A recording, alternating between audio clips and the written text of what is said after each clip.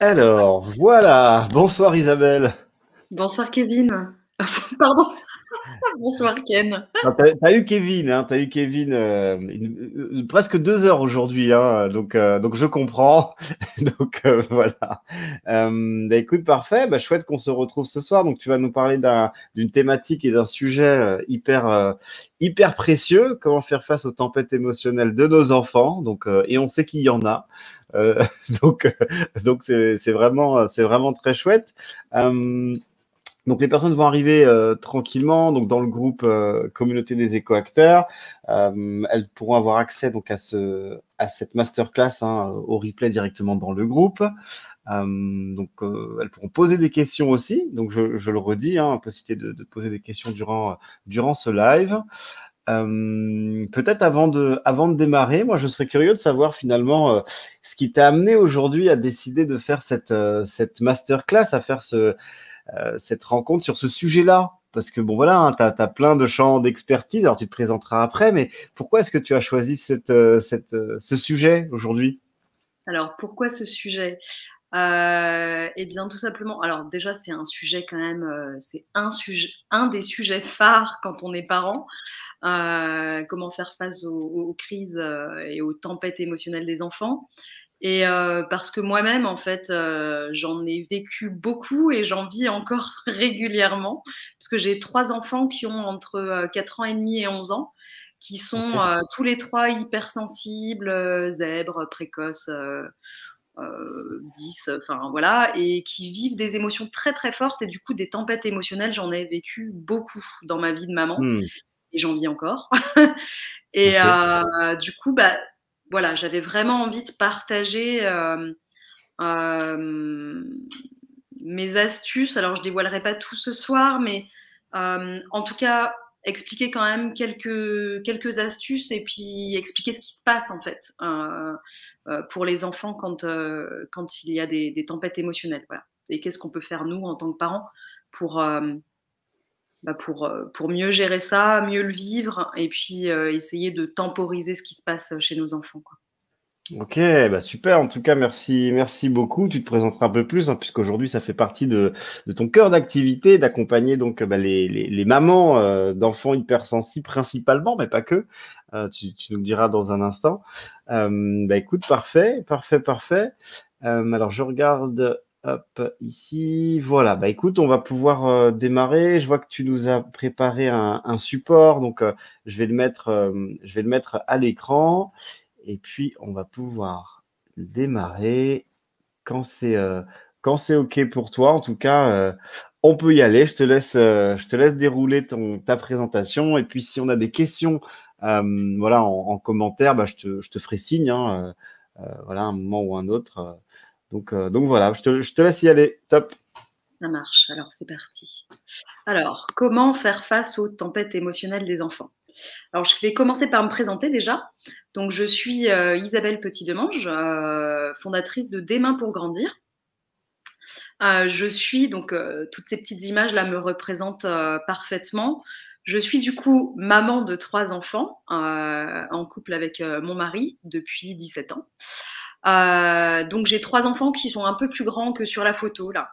3 ébulons hypersensibles, comme je le disais tout à l'heure, qui prennent beaucoup de place dans ma vie. Voilà, je passe pas mal de temps avec eux depuis 11 ans et demi maintenant. Je suis aussi professionnelle du massage bien-être. Un de mes cœurs de métier, c'est le massage. Un autre, c'est l'aromathérapie. Je suis conseillère en aromathérapie. J'utilise beaucoup l'énergétique dans mes pratiques et dans mon quotidien et je suis spécialiste des émotions. Voilà. Top. Spécialiste des émotions et notamment des émotions de toute la famille. C'est-à-dire que j'accompagne des mamans, mais j'accompagne aussi des enfants. Voilà. Donc, j'ai un cabinet qui est du côté de Lyon et j'ai eu envie en fait de partager un plus grand nombre et du coup de lancer un programme en ligne qui permette euh, de cheminer en tant que maman pour être mieux dans ses baskets en tant que maman et mieux accompagner ses mamans, ses enfants. Voilà. OK. Alors, ma vision de la parentalité, parce que j'ai envie de commencer par là, parce que les personnes qui me regardent se demandent peut-être d'où je viens, qui je suis. Donc là, j'ai regroupé un petit peu tout ce qui évoque la parentalité chez moi. Je vous invite, vous qui me regardez, à réfléchir à, pour vous, qu'est-ce que la parentalité et qu'est-ce que vous incarnez en tant que parent. Donc moi, je vais vous partager ce que moi, j'incarne et je vous invite à réfléchir à ce que vous incarnez. Donc les mots qui me sont venus tout de suite, c'est la bienveillance, la douceur, l'amour. C'est vraiment des mots qui sont forts chez moi. La présence, la proximité. Je suis une maman qui accompagne ses enfants de manière très proche. Quand ils étaient tout petits, je pratiquais ce qu'on appelle la parentalité proximale, enfin le parentage proximal, le maternage proximal plus exactement. La confiance, c'est vraiment un mot qui est très très important pour moi. J'observe autour de moi de nombreux parents qui sont dans la relation avec leur enfant, il y a quelque chose qui coince et souvent c'est un manque de confiance en fait. Donc moi j'ai choisi de cheminer dans la confiance avec mes enfants, de leur faire confiance et de me faire confiance aussi du coup. L'écoute, le respect, le calme, le plaisir, qui a une grande place dans notre famille, la patience, parce que pour élever des enfants, il faut être patient, et quand on respecte leur rythme, il faut beaucoup de patience. La connexion à la nature. Nous, on est une famille très, très nature. Et la curiosité et l'autonomie. Moi, j'accompagne vraiment mes enfants à grandir et à apprendre par eux-mêmes et à vraiment l'idée, c'est qu'ils se passent de moi un jour et le plus vite possible, en fait, à leur rythme. Hein. On est bien d'accord, mais voilà, c'est vraiment l'idée que je défends dans ma manière de materner. Je vous ai mis après mes inspirations, en fait. Quelles sont les choses, enfin quelles sont les personnes, en fait, quels sont mes mentors en termes de parentalité et toutes les sources auprès desquelles j'ai trouvé du soutien et qui m'ont vraiment aidé à me construire en tant que maman. Alors vous les connaissez, enfin vous en connaissez sans doute certains, peut-être que certains d'entre vous les connaissent tous. Le premier livre qui m'a marqué en termes de parentalité, c'est le livre d'Aletta Zolter, Pleurs et colère des enfants et des bébés. Donc, je me suis beaucoup documentée, j'ai lu à peu près tous les livres d'Aletta Zolter, et ce qui m'a impactée, c'est vraiment l'écoute des besoins de l'enfant et le fait que l'enfant sait et que l'idée, c'est de vraiment l'accompagner dans la plus grande bienveillance possible, en se dépassant vraiment en tant que parent. Je ne vais pas rentrer dans les détails. Ensuite, il y a Catherine Dumonteil-Crémer, qui est une grande référence pour moi. J'ai acheté pas mal de ses livres et je chemine beaucoup avec ses pratiques. Isabelle Filiosa. J'adore le livre Il n'y a pas de parents parfaits, entre autres, mais le J'ai tout essayé nous a beaucoup aidé aussi. Et les deux dernières références que j'ai envie de donner, c'est Jacques Salomé avec la méthode ESPER et Marshall Rosenberg avec la CNV, la communication non violente. Une pratique de communication qui est dans le respect des émotions et des besoins. Donc ça, en gros, ce sont mes références. Et après, il y a différents outils que j'utilise qui sont les fleurs de bac, le massage, l'EFT, l'aromathérapie. Voilà. Et j'ai beaucoup fait de l'introspection. Et j'ai beaucoup cheminé sur moi et sur mon passé et mes blessures personnelles. Ok. Alors, ça me paraissait important parce que quand on se présente, il y a toujours le « ok, mais d'où elle vient et quelles sont ses. Enfin voilà, moi ça me paraît important de donner mes bases en fait en parentalité. Donc je me suis formée hein, à tout ça évidemment. Alors je vous propose un outil pour bien démarrer. C'est un outil qui est, je trouve, enfin c'est le premier outil à avoir à portée de main quand on est parent. Cet outil, c'est l'ancrage. Ma vision des choses à moi, c'est que si en tant que maman, je ne suis pas ancrée, et puis j'irai plus loin après, je vais avoir du mal à accompagner mon enfant et à gérer les crises. Parce que quand votre enfant se met à se rouler par terre dans le supermarché, il y a intérêt à être bien droit dans ses bottes et bien aligné avec soi-même pour traverser ça sans encombre et avec plus d'aisance. Alors, je vous propose un petit exercice. Je vous propose de mettre vos pieds bien à plat dans le sol. Si vous êtes en train de regarder cette conférence allongée, ça doit être votre bassin qui est bien connecté au matelas ou au sol, si vous êtes sur un tapis de sol. Et je vous invite à visualiser des racines qui partent de la plante de vos pieds. Je vous invite à visualiser ces racines, vous pouvez fermer les yeux, et imaginer que ces racines grandissent, grandissent, grandissent, jusqu'à rentrer au centre de la Terre. Vous les laissez grandir, grandir, grandir, elles prennent une couleur dorée, et elles vous apportent la stabilité, la sécurité et l'ancrage dont vous avez besoin pour être ici et maintenant. Si ça peut vous aider, je vous invite à visualiser un arbre que peut-être vous croisez dans vos balades ou peut-être qui est dans votre jardin. Vous pouvez vous appuyer et vous appuyer contre cet arbre et vous pouvez visualiser les racines de cet arbre. Et au fur et à mesure que vous visualisez ces racines, vous sentez que vous êtes solidement ancré dans le sol, profondément enfoncé dans le sol.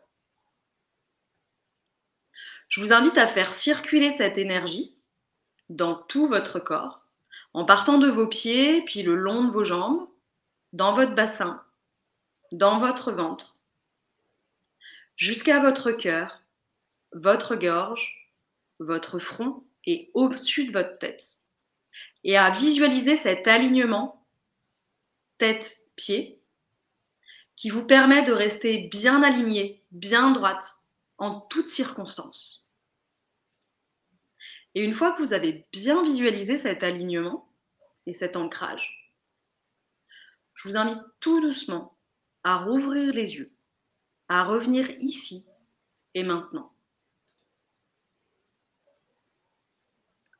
Voilà, alors moi c'est un exercice que je pratique régulièrement depuis que mes enfants sont tout petits, parce que quand on traverse des vagues émotionnelles permanentes, pour ne pas se laisser embarquer par les émotions des autres et ne pas perdre pied, l'idée c'est vraiment d'avoir les pieds bien dans le sol.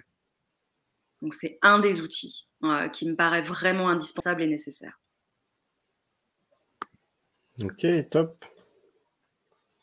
Alors on a un commentaire, je ne sais pas si je te le partage, j'ai pas le nom de la personne, mais une personne qui nous dit qu'il faut vraiment donner une bonne éducation à ses enfants de peur de les voir être des délinquants. Tu penses qu'il y a une... Alors c'est assez cash comme commentaire. Qu'est-ce que tu en penses, si tu as un retour à nous faire là-dessus? Alors oui, c'est une vision des choses.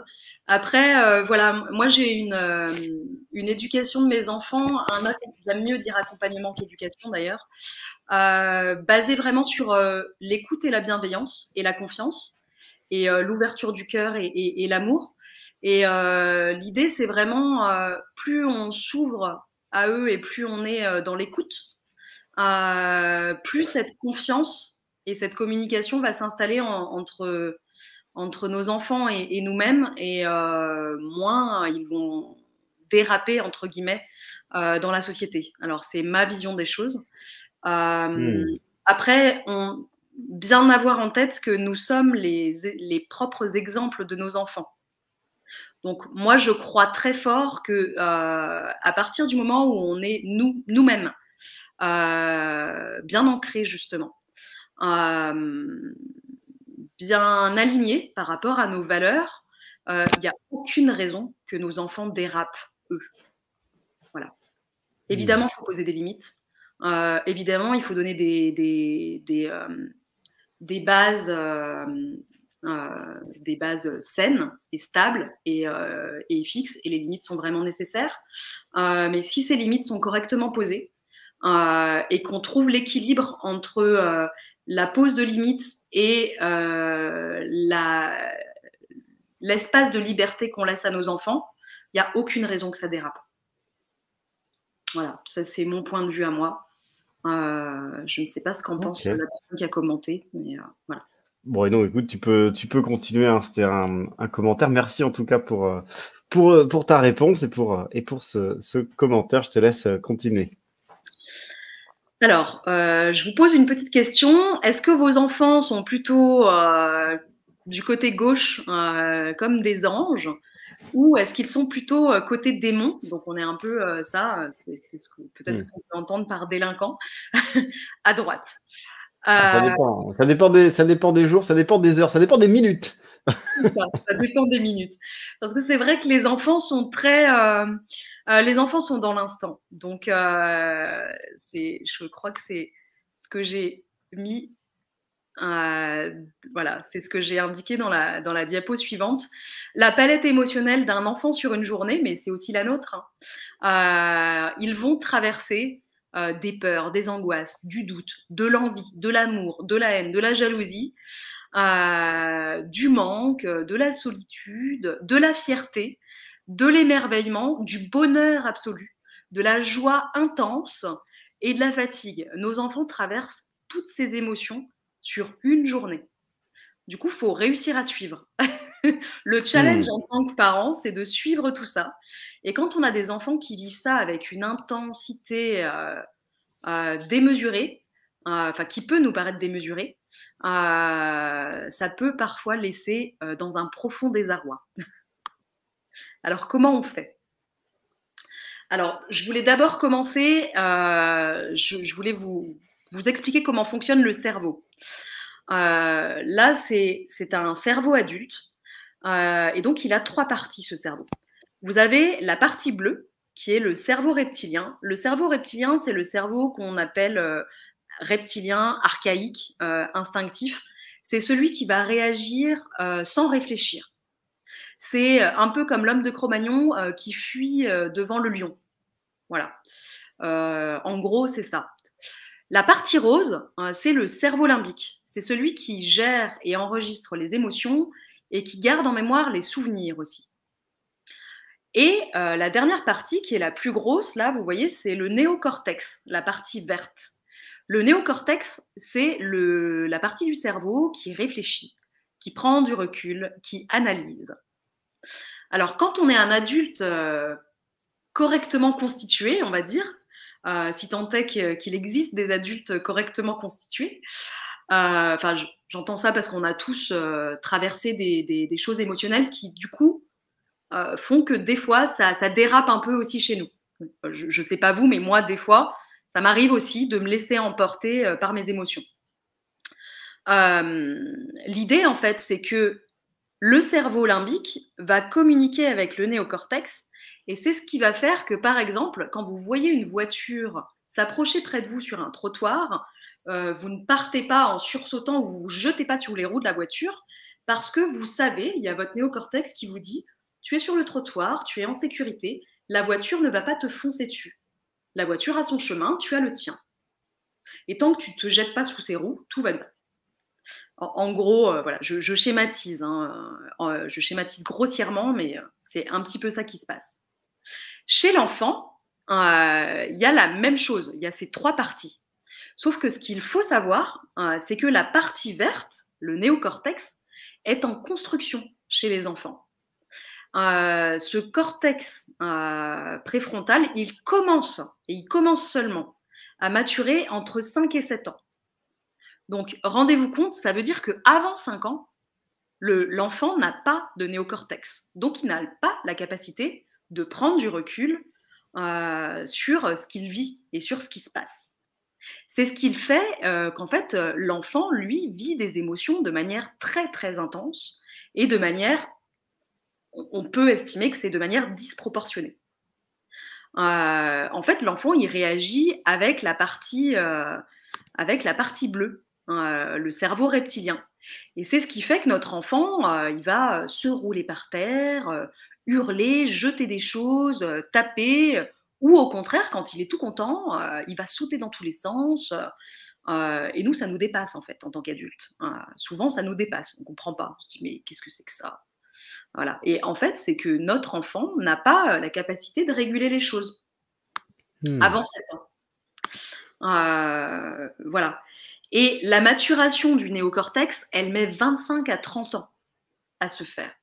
Ça veut dire que votre enfant, même à l'âge adolescent, en fait, peut-être, enfin c'est pas peut-être, c'est sûr même, son néocortex n'est pas fini, donc du coup, il n'a pas la même capacité de prise de recul que vous. C'est pour ça que dire à un enfant « mais calme-toi, c'est rien, arrête de pleurer », ça ne sert à rien, en fait. C'est très tentant parce qu'on a parfois envie de faire taire les émotions de l'enfant par simplicité, par confort, parce que ça nous renvoie plein de choses, parce que quand on est dans un supermarché et que notre enfant se roule par terre, c'est pas très confortable. Il y a tout un tas de choses qui peuvent se passer dans notre tête, mais en fait, notre enfant, ça ne lui parle pas. S'il s'arrête, il va s'arrêter en fait pour s'adapter à votre demande. Parce que votre enfant, en fait, lui, il a un seul objectif, c'est de vous plaire. Donc, si vous construisez l'accompagnement de votre enfant en lui disant « Chut, tais-toi, pleure pas, fais pas de colère », il manifestera pas ses émotions. Ça prendra pas de proportions énormissimes. Par contre, ce qu'il va enregistrer comme schéma dans son cerveau, c'est qu'il n'a pas le droit d'exprimer ses émotions. Donc, il ne les exprimera pas. Et la conséquence à l'âge adulte, c'est que c'est quelqu'un qui sera introverti au niveau de ses émotions, qui n'arrivera pas à exprimer ses émotions, et c'est ce qui donne des dépendances à l'alcool, au tabac, toutes sortes de dépendances, des dépressions, ou etc. Parce que nos émotions, en fait, on les vit et on ne les contrôle pas. Elles sont nécessaires, en fait, pour notre fonctionnement. Du coup, l'idée, c'est vraiment d'accompagner les enfants à exprimer les émotions, même quand c'est pas confortable pour nous. Voilà, alors j'explique ça parce que c'est vraiment la base. Quand on dit comment accompagner les tempêtes émotionnelles des enfants, la base, ça va être déjà reconnaître ses émotions, entendre qu'il est traversé par une émotion, ne pas la nier et l'accompagner à la gérer en fait. Voilà. Alors, juste au passage, votre enfant, quand il se met en colère, en criant très fort, en tapant, etc., c'est simplement parce qu'il y a l'amygdale qui est placée juste derrière le cerveau, enfin, c'est la partie de derrière. C'est une toute petite partie, en fait, qui, quand elle est en surcharge, elle amène beaucoup de stress et il y a besoin pour relâcher le stress et la surcharge à ce niveau-là, l'enfant va crier très fort ou va taper ou va se rouler par terre. Et en fait, il a besoin de ça pour décharger. Donc, ne croyez surtout pas que quand votre enfant se met en colère, c'est une colère qui est tournée contre vous. Absolument pas. C'est juste un phénomène naturel. Il décharge. Voilà, comme un lion se mettrait à rugir ou voilà. Et voilà. Ok, très clair. Il faut savoir que les enfants ont un cerveau qui est très fragile et malléable. Donc, votre comportement a un effet sur son développement. Donc, plus vous serez dans la bienveillance, plus votre enfant va se construire dans la bienveillance et deviendra un adulte bienveillant et pas violent. plus vous le violenterez, le malmènerez, etc., plus il va se construire avec les mêmes schémas que vous. Voilà. C'est pour ça que je parlais tout à l'heure de on est le meilleur exemple de nos enfants. Donc, la meilleure aide que vous allez pouvoir donner à votre enfant pour traverser les tempêtes émotionnelles, et vous verrez que les tempêtes émotionnelles diminueront plus il va grandir en fait, parce qu'il faut vraiment lui laisser le temps de grandir. Il va grandir et son cerveau va grandir en même temps que lui, et donc il y a un jour où ça va devenir plus raisonnable et plus facile à gérer. Alors ça ne veut pas dire qu'il faut tout laisser faire, hein. Je reviens par rapport aux commentaires qu'il y a eu tout à l'heure. Ça ne veut absolument pas dire que l'enfant est roi et qu'on lui passe tout. Il faut poser des limites, parce que l'enfant a besoin d'être sécurisé aussi, et qu'un enfant qui n'a pas de limite n'est pas un enfant sécurisé. Mais des limites qui sont quand même empathiques. Notre enfant a besoin d'être rassuré, sécurisé, consolé, soutenu. Il a besoin de se sentir reconnu dans ce qu'il traverse. Et du coup, il a vraiment besoin de tout votre amour, de toute votre bienveillance et de tout votre soutien. Et ça va vraiment l'aider à construire son cerveau d'une manière stable, confiante, posée. Et c'est ce qui va faire qu'à l'âge adulte, il saura gérer les choses. Et vous verrez que ça se fera petit à petit. Voilà. À 2 ans, il se roule par terre absolument. Et puis, en grandissant, ça se tasse un petit peu. Moi, je vois ma deuxième qui a 8 ans, qui est très, très, très sensible. Ça a quand même été... c'est quand même pas simple tous les jours. Parce qu'elle vit ses émotions de manière très très très forte, donc des fois je m'arrache les cheveux, mais là elle a 8 ans, et déjà à 8 ans il y a un cap qui se passe, et c'est beaucoup plus facile à gérer à 8 ans. Et la plupart des enfants qui vivent des émotions très très fortes, c'est comme ça que ça se passe. Alors, ce que j'avais envie de vous partager vraiment ce soir, c'est que l'élément qui va tout changer dans cette gestion émotionnelle, c'est vous. C'est vous et uniquement vous. On peut croire que notre enfant est un petit objet, entre guillemets, ou un petit être qu'on peut facilement modeler à notre image, comme on souhaiterait qu'il soit, etc. Alors on peut faire ça, mais c'est pas forcément ce qu'il y a de plus souhaitable pour lui, ni pour vous d'ailleurs, relationnellement parlant avec lui. Donc j'ai mis une petite citation qui me parle à moi. Là où la peur n'est plus un frein, tout est possible, surtout ce qui ne l'est pas. Donc, surtout se dire quand c'est l'horreur, parce que je sais pas, moi en tant que maman, il y a des jours où je me suis levée, j'aurais eu envie d'aller me cacher dans un trou de souris ou me mettre sous ma couette pendant toute la journée, parce que surtout quand les enfants sont tout petits, entre 0 et 7 ans. Moi, j'en ai eu 3. Hein. Quand ma dernière est née, mon aîné avait 6 ans et demi. Donc, j'en avais une qui avait 2 mois, l'autre qui avait 3 ans et l'autre qui avait 6 ans et demi. Là, en termes de tempête émotionnelle et de choses à gérer dans la journée, faut vraiment s'accrocher, quoi. Et donc, il y a des moments où on se dit, mais c'est pas possible, je vais pas y arriver, c'est vraiment l'horreur. Et ça, c'est vraiment, là, c'est une peur qui s'exprime. C'est la peur de ne pas y arriver et de ne pas être à la hauteur en tant que parent. Donc, toujours rester confiant et aligné. C'est pour ça que je parlais d'ancrage tout à l'heure. Parce qu'avec du temps, de la patience et beaucoup d'amour, les choses évoluent. Et elles évoluent dans le bon sens et on y arrive. Et ça s'arrête, en fait.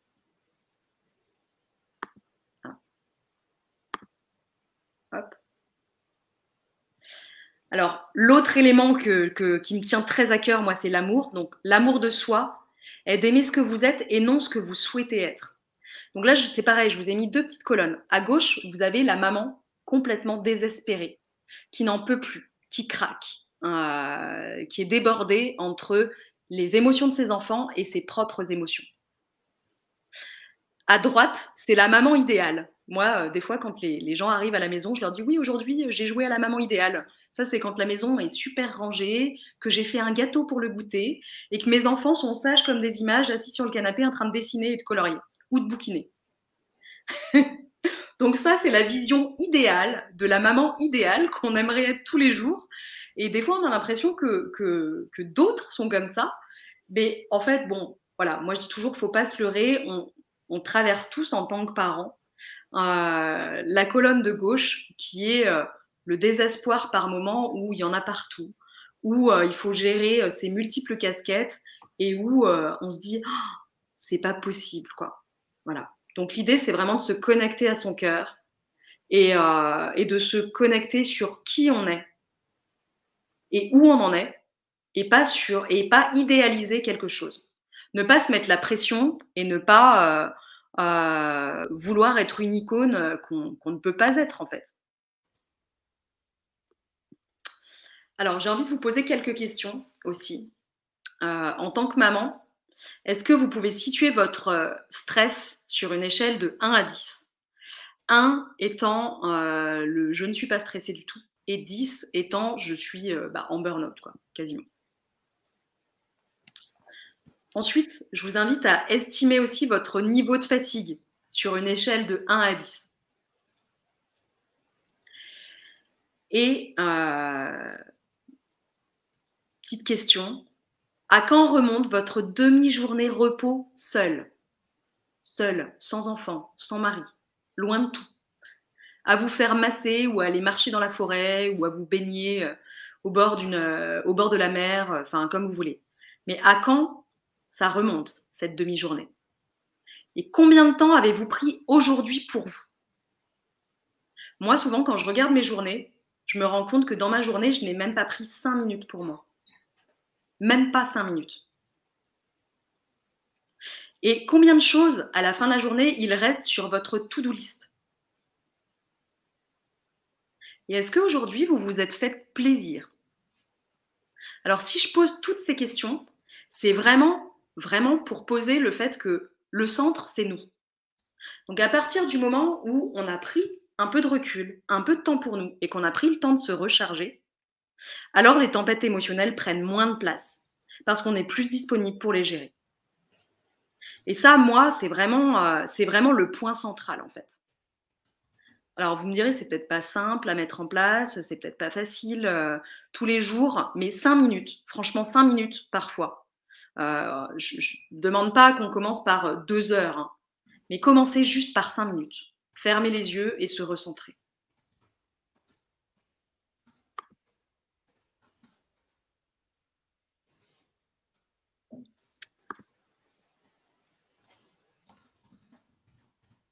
Voilà, donc la clé, c'est de se reposer suffisamment, de prendre des temps pour soi, avec des copines ou seul, ou voilà, et de s'aérer.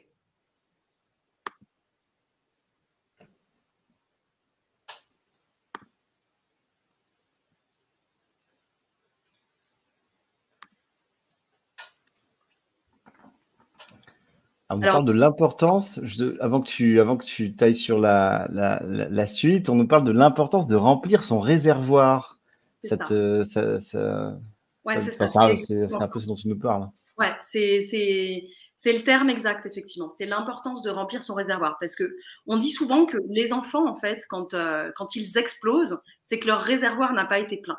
C'est aussi valable pour nous. Si notre propre réservoir n'est pas plein, donc si on n'a pas eu un temps de respiration ou quoi, eh ben, nos enfants sont très connectés à nous, hein, déjà. Donc, ils sont le miroir de nous-mêmes. Donc, souvent, vous avez peut-être observé que souvent, quand ça déborde et que ça part dans tous les sens, nous, on est déjà complètement débordés et complètement dépassés, déjà à la base. Donc, la première chose, c'est de prendre ces 5 minutes absolument pour soi. Quand ils sont tout petits, c'est pas facile de prendre 20, 25 minutes, 30 minutes. Moi, je me rappelle quand j'avais mes 3 tout petits, là, c'était absolument pas concevable. Mais je prenais 5 minutes. Et rien que ces 5 minutes, ça révolutionnait ma vie. Je fermais la porte, je posais la dernière dans son lit, celle du milieu devant un livre ou une histoire à écouter. Mon grand, alors j'ai la chance d'avoir un grand qui est posé, et je leur disais, je prends 5 minutes. J'allais me mettre loin de tout le monde avec une musique relaxante ou autre, et je me posais pendant 5 minutes. Je rouvrais la porte et j'étais beaucoup plus disponible à toutes les sollicitations que j'avais. Et ça, c'est valable quel que soit l'âge de nos enfants, quoi. Alors, pourquoi écouter les émotions? Donc, j'en parlais tout à l'heure, je parlais des émotions. Qu'est-ce qu'il y a derrière une émotion? Les émotions, c'est vraiment quelque chose de naturel, hein. C'est quelque chose de naturel qui nous traverse toute la journée et qu'on ne peut pas enlever de notre tête. On aimerait bien, hein, des fois. On aimerait bien que les émotions n'existent pas, parce que des fois, elles prennent trop de place dans notre vie. Mais en fait, on en a besoin pour notre équilibre. Et elles ont toujours existé. Elles nous servent à nous protéger, en fait, hein. Elles nous envoient des messages et elles nous protègent. Et derrière ces émotions, il y a des besoins. Donc là, je vous ai mis quelques exemples que j'ai empruntés à un site que peut-être vous connaissez. Derrière la peur, par exemple, il y a le besoin de se protéger et d'être en sécurité. Derrière le dégoût, il y a le besoin de repousser ce qui est toxique. Et derrière la joie, il y a le besoin de partager avec les siens. Alors moi, j'ai observé quelque chose chez mes enfants. C'est que quand ils se roulent par terre, alors ils le font plus trop là, ils ont un petit peu grandi, mais ça marche aussi hein, quand ils s'emballent. Si j'arrive à mettre un mot déjà sur l'émotion qui les traverse et que je trouve le besoin qu'il y a derrière, que je le nomme et que j'y réponds, la crise s'arrête instantanément. Je prends l'exemple, par exemple, de celle du milieu, ma fille du milieu, Lisanne. J'allais la chercher à l'école à 11h30 quand elle était petite, donc j'étais encore enceinte de ma dernière. Elle était en petite section de maternelle, donc c'est une hyper sensible, elle absorbe tout. Et elle avait un petit souci de reflux, donc le matin, elle ne déjeunait pas, parce que y a rien elle pouvait rien avaler. Donc à 11h30, quand je la récupérais, elle était en hypoglycémie, en fait. Première chose qu'elle faisait quand je la récupérais sur le parvis de l'école, c'est hurler. Elle se roulait par terre et elle hurlait et elle tapait des pieds. Et là, c'était la débandade totale. Il y avait tous les parents qui me regardaient. Et c'était tous les jours. Waouh. J'aurais pu l'accueillir et lui dire « ça suffit, arrête !» ou la prendre vite fait dans mes bras et partir en courant. Voilà, c'est pas très confortable en tant que parent. Et en fait, j'ai compris le besoin qu'il y avait derrière. Le besoin qu'elle avait, c'était un besoin de s'alimenter. Donc j'ai pris l'habitude de venir avec une compote sur le parvis de l'école, avec une gourde de compote. Là. Je lui donnais sa gourde de compote, elle s'arrêtait tout de suite de hurler. Donc il y a vraiment, alors c'est pas toujours simple. Hein. Là, moi je l'avais identifié, donc c'était facile. Mais voilà, c'est pas toujours simple de comprendre ce qu'il y a derrière. Mais l'idée, c'est vraiment d'aller creuser qu'est-ce qu'il y a derrière ce qu'ils expriment. Parce qu'il y a toujours quelque chose. Moi, j'entends encore des personnes autour de moi me dire c'est un caprice. Non, il n'y a pas de caprice. Pour moi, les caprices n'existent pas. Il y a une émotion qui se manifeste et derrière cette émotion, il y a un besoin. Et si vous répondez au besoin, la crise s'arrête instantanément. Ok, précieux ça. Je voulais juste relever ce que tu viens de dire, hein, cette notion de caprice. J'entends moi aussi, hein, moi je suis tout à fait de ton avis, mais oui, souvent on dit que des enfants sont capricieux. Donc c'est précieux ce que tu viens de nous dire là, que pour toi en tout cas les caprices n'existent pas. Je sais pas si tu peux nous en dire un petit peu plus sur ton point de vue là-dessus. Moi je suis assez en phase avec ça. Mais j'ai un peu tout. Enfin, je sais pas ce que je peux te dire de plus.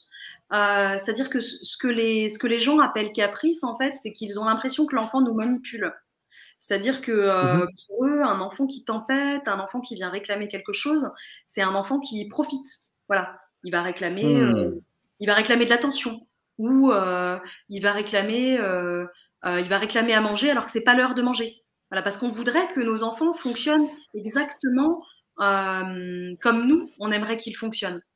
C'est-à-dire on mange à heure fixe, on a le droit d'aller jouer et de courir quand c'est l'heure, il y a une heure pour aller se coucher, il faut absolument être sage comme une image et aller se coucher à cette heure-là. Mais nos enfants ne fonctionnent pas comme ça, en fait. Nos enfants, parfois, ils ont faim, mais comme nous, en fait. Hein.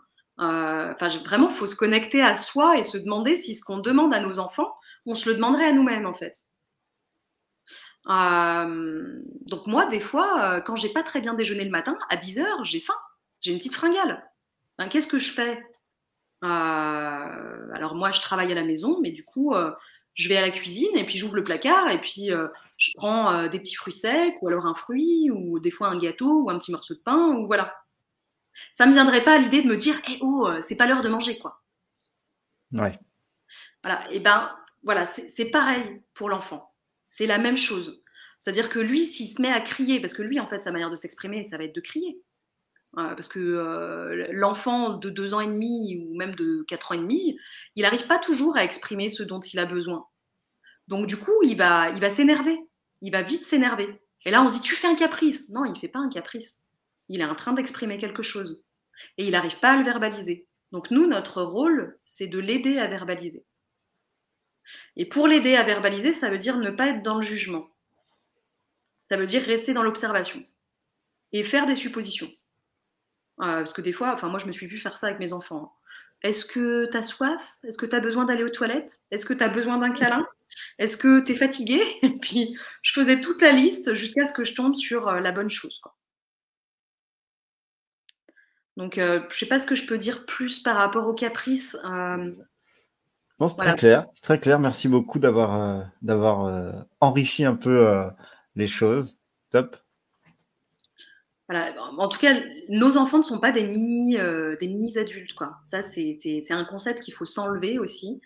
Ce sont de petits êtres qui n'ont pas fini de grandir et dont le cerveau n'est pas mature, donc beaucoup de choses ne sont pas matures, leurs organes, leur croissance, enfin tout est en croissance chez eux. Du coup, ça leur demande beaucoup, beaucoup d'efforts.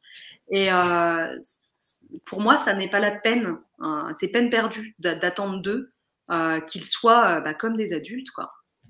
C'est pas possible en fait, c'est absolument pas possible.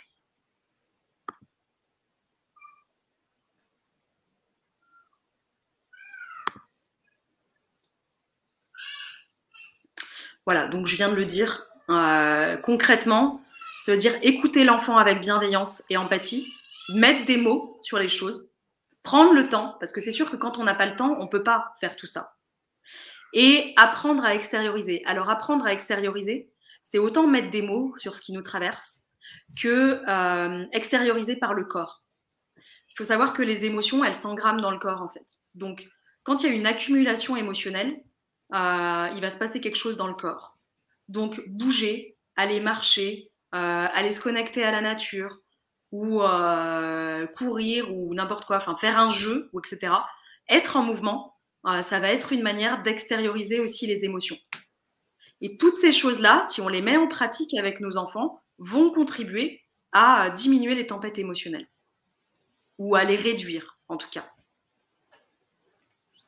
Les réduire sur la durée, je veux dire. Parce qu'avec des enfants comme les miens, moi, j'ai arrêté d'espérer qu'un jour, il n'y aurait pas d'émotions fortes avec 3 enfants hypersensibles. C'est pas possible, quoi. Mais par contre, en mettant en place des choses, ça prend moins de place dans notre vie, quoi. Et ça devient plus gérable. Donc, l'objectif de tout ça, c'est d'être bien dans sa tête, dans son corps et dans son cœur. Et de le transmettre aux enfants. Voilà. L'objectif aussi, c'est de construire un lien de confiance, de plaisir et un lien sécure et safe avec ses enfants et vraiment une relation qui soit dans l'amour, dans l'ouverture du cœur et dans la douceur. C'est vraiment ça l'objectif. Et l'objectif, c'est petit à petit d'apprendre à nos enfants à exprimer eux-mêmes leurs émotions et leurs besoins et qu'ils n'aient plus besoin de nous pour le faire en fait.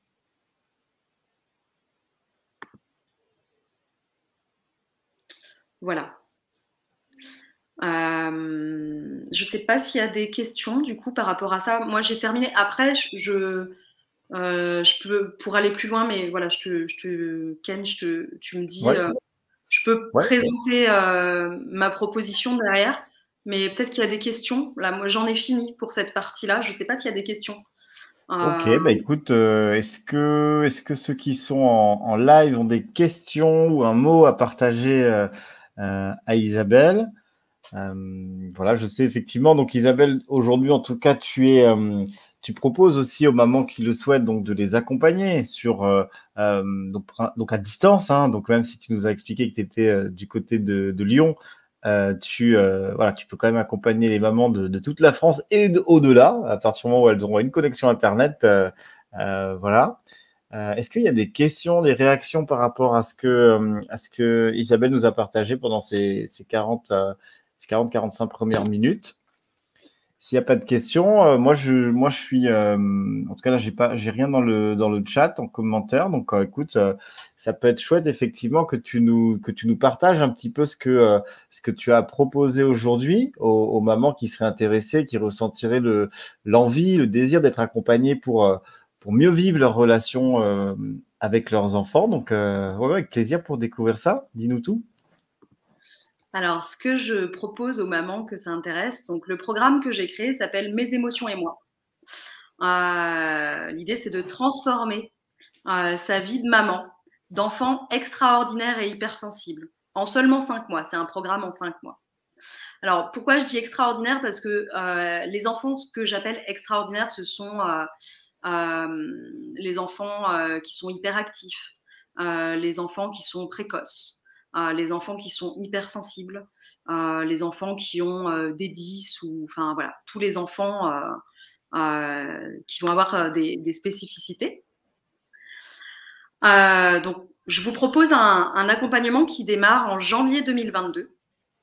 Et le contenu de ce programme, c'est 5 coachings individuels d'1h30, 5 coachings de groupe de 2h30, 8 modules sur une plateforme et un accès à un groupe Facebook.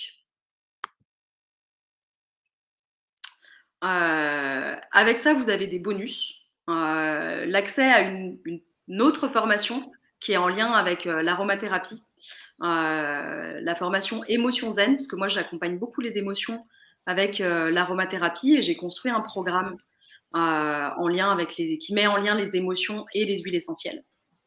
Une consultation bien-être pour apprendre à utiliser, pour cerner quelles sont les huiles essentielles qui peuvent prioritairement vous accompagner les émotions que vous traversez dans votre quotidien de maman, et des échantillons gratuits d'huiles essentielles. Top. Alors, qu'est-ce qu'il y a dans les 8 modules que je vous propose? Les modules sont composés à la fois d'apports théoriques. Je vais vraiment en profondeur sur le titre du module. Vous y trouvez des cas pratiques, des exercices pratiques et des tutoriels de petites activités ou d'astuces à mettre en place à la maison avec vos enfants. Donc les 8 modules, le premier est sur les émotions, le deuxième sur les besoins, le troisième sur la colère, le quatrième sur la joie. L'idée, c'est de cultiver le bonheur en famille. Le cinquième est sur la tristesse. Et, on y aborde la peur de l'abandon, de la séparation, le deuil, la peur de la mort et les chagrins du quotidien. Dans le module 6, on parle de la peur, les peurs, les terreurs, les phobies, à tous les âges de vos enfants. Le 7e module, qui est un que j'adore, c'est sur l'amour. Comment faire grandir encore votre ouverture du cœur et votre connexion cœur à cœur avec votre enfant. Et qu'est-ce que ça peut vous apporter dans la relation. Et le module 8 est sur la confiance. Parce que vraiment, enfin, moi, pour que vos enfants grandissent de manière épanouie et pour que leurs émotions prennent moins de place dans leur vie, il faut leur donner confiance en eux et il faut que vous ayez confiance en vous. Voilà, donc ça, c'est pour le contenu de la formation que vous pouvez retrouver du coup sur la plateforme des éco-acteurs. L'idée, c'est vraiment de transformer votre quotidien de maman, de vous accompagner à vous déployer, vous, en tant que maman, à vous faire confiance, de vous donner les outils d'accompagner vos enfants mais aussi de vous donner les outils, de vous sentir bien en tant que maman. Donc, vous apprendrez autant à prendre soin de vous, parce que comme je vous le disais là, l'idée, c'est vraiment prendre soin de soi d'abord pour mieux prendre soin des autres. Donc, vous y trouverez tout plein d'astuces et plein de partages autour de ça. Et l'accompagnement personnel est aussi là pour ça. Apprendre aussi à accepter où vous en êtes en tant que maman pour mieux grandir et rebondir. L'idée, c'est de faire aussi un zoom sur où vous en êtes aujourd'hui, de vous aider peut-être à dépasser certains challenges que vous vivez pour que ces challenges ne prennent plus de place démesurée dans votre vie de maman et ne soient plus un frein dans votre relation à votre enfant. Donc, on abordera aussi la relation miroir, le fait que ce que vivent vos enfants est souvent le reflet de ce que vous vivez ou de ce que vous avez vécu. Comment on fait pour se détacher de ça, comment on l'accepte, comment on le gère. Voilà. Ok, top. Alors ça m'a l'air drôlement dense, drôlement riche ce programme, cet accompagnement. Déjà bravo et merci pour cette proposition parce qu'on sait que bon nombre de mamans peuvent se sentir seules dans ce qu'elles peuvent vivre avec leurs enfants. Donc un grand merci à toi Isabelle, non seulement pour cette belle proposition d'accompagnement, pour cette masterclass, pour le fait aussi d'avoir rejoint l'écosystème des écoacteurs. C'est vraiment top. Donc ce programme, donc si je t'ai bien écouté, donc il démarre en janvier. Donc les personnes peuvent s'inscrire dès maintenant. Moi, je vais remettre là en commentaire le lien aussi. Voilà, pour les personnes qui veulent avoir plus d'informations, vous allez pouvoir réserver un créneau. Et puis voilà, ça peut être un beau cadeau à se faire en tant que maman, pour sa famille, pour ses enfants, d'acquérir de nouveaux outils pour prendre soin de soi, évidemment, et puis de son ou ses enfants. Super. Est-ce que tu aurais un mot à partager, Isabelle, aux mamans qui vont suivre, qui vont regarder là en replay, ça peut-être un petit quelque chose à leur dire, voilà, pour peut-être leur donner espoir pour celles qui auraient pu perdre espoir, je sais pas, j'en sais rien du tout, mais est-ce que tu aurais un mot de la fin à partager? Alors, ce qui me vient, c'est tout est possible. C'est-à-dire que Ouais. quel que soit où vous en êtes aujourd'hui, vous avez vraiment tout en vous pour dépasser ça et retrouver l'apaisement que vous espérez et auquel vous avez le droit et que vous méritez. Et voilà, en s'investissant dans une quête pour retrouver de l'harmonie, de la sérénité à l'intérieur de vous-même et au sein de votre foyer, vraiment, vous allez le trouver. Cette perle, elle est cachée à l'intérieur de vous et peut-être que ce qu'il vous manque, c'est juste la petite astuce, le chemin, le guide qui va vous permettre de trouver cette perle qui va vous apporter un trésor fabuleux pour votre cheminement personnel et familial. Ok, super. Mais écoute, encore une fois, un très grand merci à toi. On est en train de voir pour que plus régulièrement tu puisses faire des masterclass sur ces questions de parentalité, d'accompagnement des mamans. Donc voilà, donc je pense que tout est en train de se mettre en place et j'espère qu'on aura une nouvelle date à proposer en décembre pour que tu puisses nous partager d'autres astuces, d'autres infos, d'autres choses pour mieux prendre soin de nos enfants et puis des mamans, puisque bon voilà, c'est ta spécialité, voilà, principalement. Grand merci Isabelle. Moi je te souhaite une bonne fin de soirée. Voilà, et puis on se retrouve du coup très bientôt pour une nouvelle masterclass. Oui, à très bientôt Ken. Bonne À soirée. bientôt, merci beaucoup et merci à toutes celles et ceux qui ont suivi cette masterclass. À bientôt. Bonne soirée.